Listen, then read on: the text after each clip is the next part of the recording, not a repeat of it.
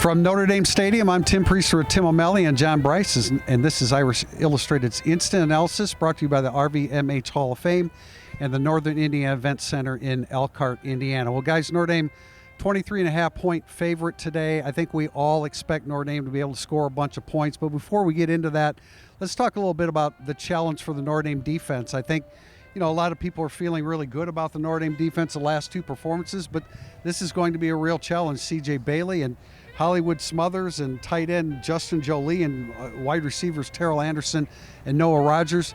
They throw the deep ball. They're a quick strike offense. Can the Notre Dame defense rise up again for the third straight game? They've played offense and defensively. They've played well for about 4 games, but never together. The offense and the defense is the defense that played best last week, and I really think, specifically to your question, the addition of Tay Johnson for a third start, not just the first time he's in there, we're like, all right, it's Tay Johnson's time.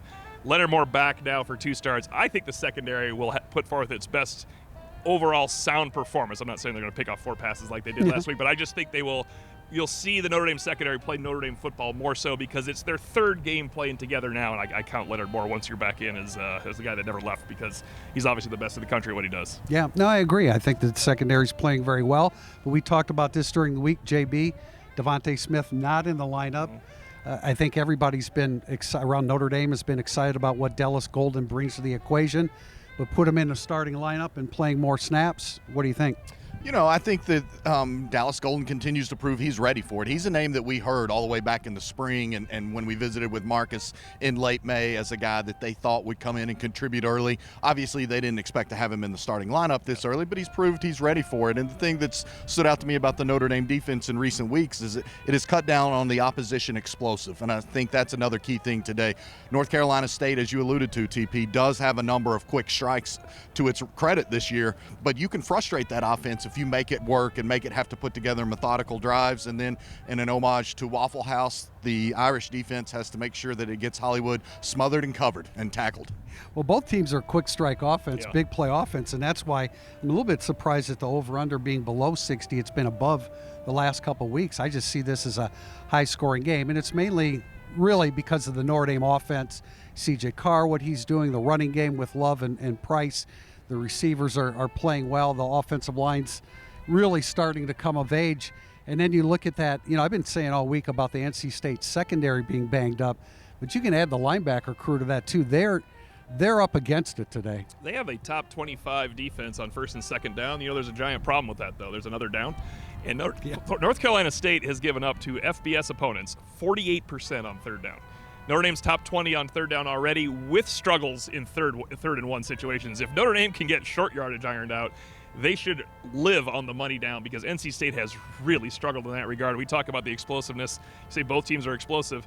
C.J. Daniels, I think he's 4th in the nation in gains of 20 yards passing. C.J. Carr's right there, right behind him at 7. And you remember, C.J. Daniels had Campbell, and C.J. Carr never had a chance to do that against Miami. I think this is going to be a very big C.J. Carr day because the growth re-began last week against Boise State, where not everything was perfect for him. He had a clean pocket and he missed some. I don't think that's what you're going to see out of C.J. Carr today. Yeah, I think we've been talking about that all week. They're going to be very focused offensively to make up for the points that they left on the field last week. And they, maybe NC State is good on first and second down. They're still giving up 4.3 yards per carry, 240 yards passing per game. And you mentioned 48% on third down against FBS. That we're talking the bottom, 5 or 10 teams in the country. Yeah, and against FBS foes, as we noted on Thursday's podcast, they're giving up way above an average of 400 yards on offense. They gave up 515 and 31 points to Virginia, and Virginia left points on the field.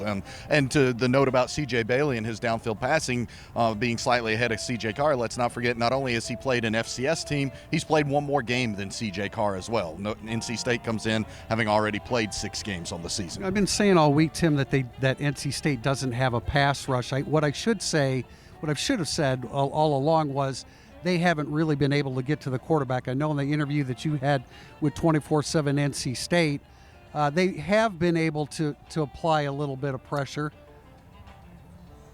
It's not the type of thing where 6 games in now, the way Notre Dame's offensive line has coalesced, I mean, I think they apply a modicum of pressure like every team does. If you watch enough film, you're going to see some guys that can pressure the quarterback. I don't think they're getting after, well, they're not getting after like the first 2 teams did, of course, but even if you could just transplant Notre Dame's offensive line, they would play better against the best defensive line they face, Miami. I'm not saying they would handle Miami's defensive front, but it would not be a situation where you have to change your entire game plan to deal with it. I expect Notre Dame to handle NC State's pressure as well as they handled Boise, which is a much more pressure-packed squad because of their approach. It's not necessarily always it's Boise can get guys free.